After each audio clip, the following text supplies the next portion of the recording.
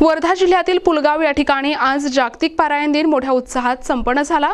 स्थानिक श्री संत गजानन महाराज देवस्थानच्या वतीने आयोजित या सामूहिक पारायण सोहळ्याने संपूर्ण परिसर भक्तिमय झाला होता।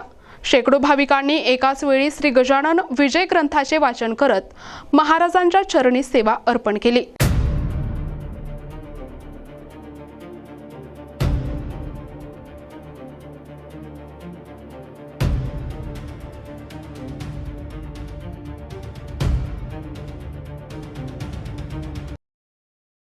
रविवार दिनांक 11 जानेवारी रोजी सकाळी 8 वाजता श्री गजानन महाराज मंदिराच्या सभागृहात या भव्य पारायण सोहळ्याला प्रारंभ झाला।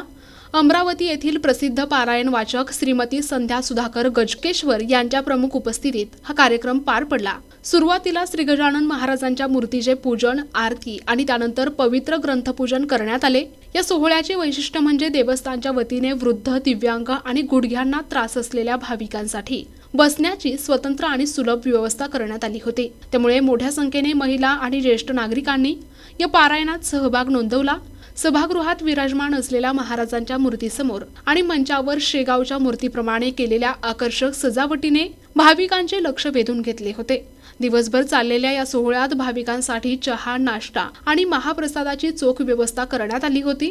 पारायण समाप्तीनंतर मुख्य वाचिका संध्या गजकेश्वर यांचा सत्कार देवस्थानच्या सचिव सुनीता मिश्रा यांनी केला। देवस्थानचे अध्यक्ष मनोज देशमुख आणि त्यांच्या संपूर्ण टीमने या सोहळ्याच्या यशस्वीतेसाठी अथक परिश्रम घेतले।